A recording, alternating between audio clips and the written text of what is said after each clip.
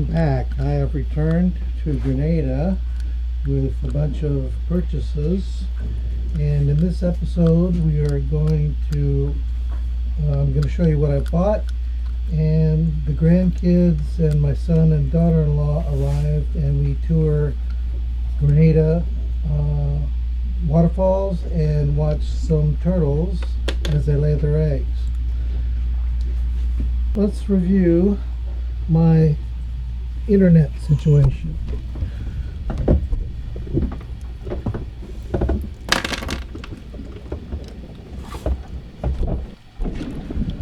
This is my bullet device. I bought a new one because the old one worked for about a month and then quit, and there's no serviceable parts, so I bought a new one. This is attached to an antenna, and right now I'm picking up a restaurant that's about a quarter-mile away.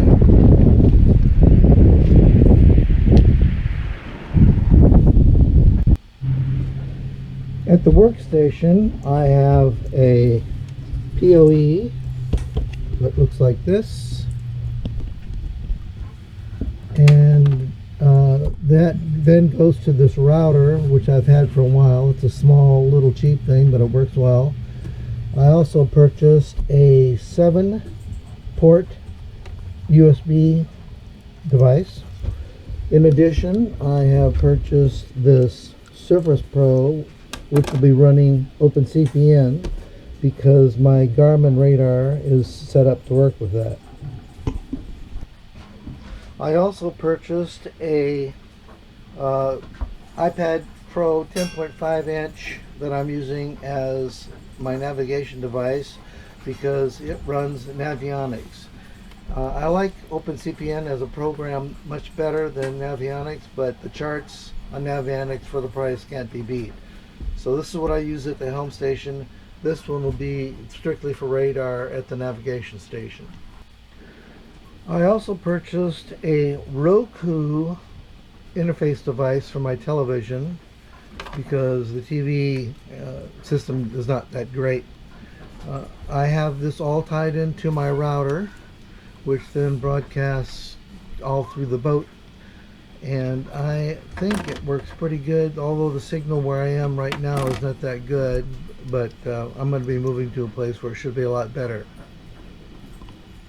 Here's a picture of my handheld VHF radio. The one on the right is the old one with the kind of mangled antenna. It worked good because I don't trust that antenna. And the one on the left is a new one, which I paid a little bit more than I wanted to, but it works okay.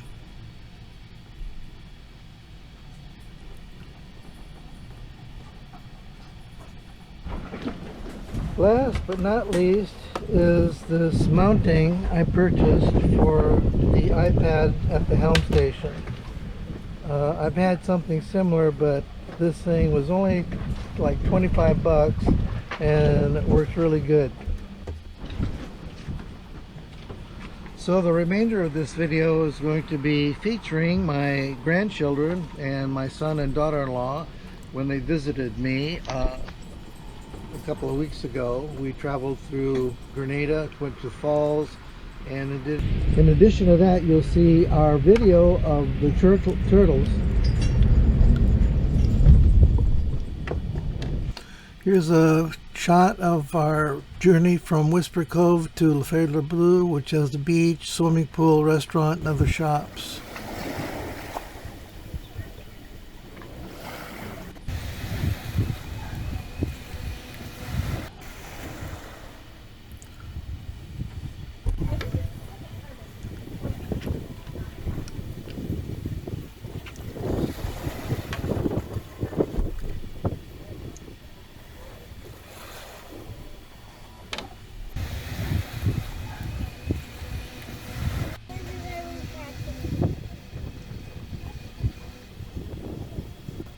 Here's St. George's, looking the harbor entrance, and the St. George's Fort, which we are on the top of, which was used to protect the entrance. And some little boy comments on how they think this worked.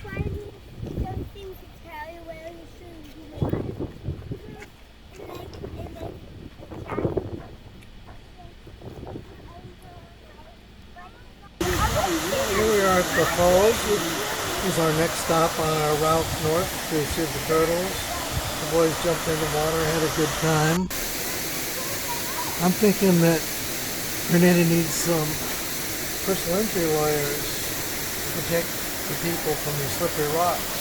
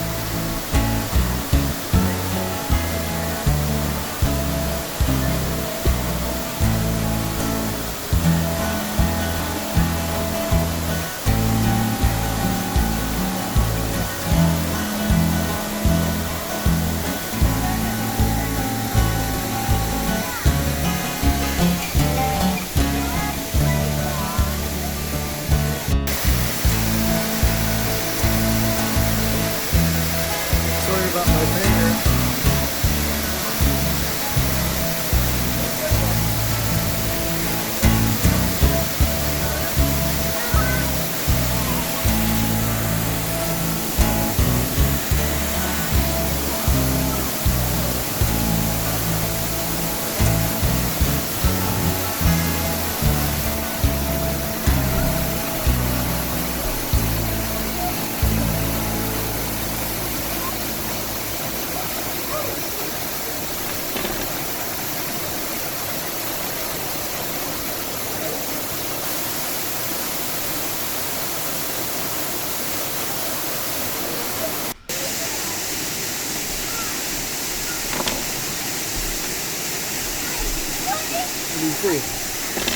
So the turtle operation is run by a group called Specto. You basically call them up, make reservations, and pay your money. They tell you what time to show up and where to show up.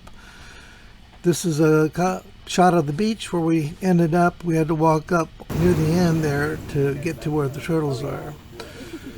So the turtles are monitored by a group of researchers. Basically, when they find somebody going ashore, they contact the group, and about 10 or 20 of us walk up the thing and watch the turtles dig a hole. They dig down to the bottom of the sand until the flippers can't get any more sand, and that's when they start laying their eggs.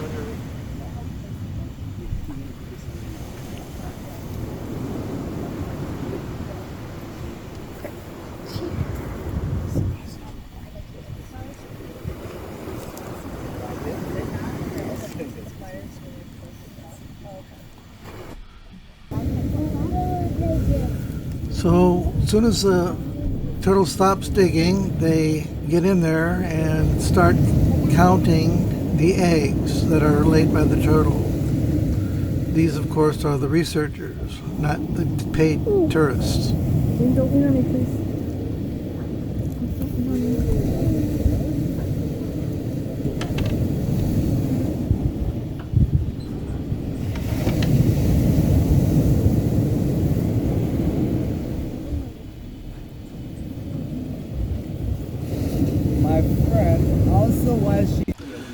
You're required to have a red light. There are no white lights that are to be used because it scares the turtles off. So they're pretty careful about monitoring, making sure everybody's got a red light. So there's like 20 people standing around with these red lights. The turtle doesn't seem to be bothered by it at all. They say that the turtle actually goes into a little trance when they start laying their eggs. So that's probably why we can get away with having so many people staring at this thing.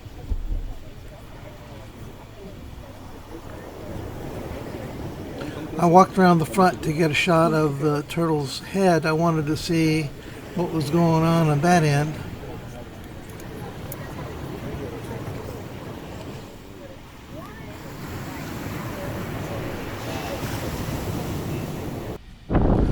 Okay, now for some sailing videos.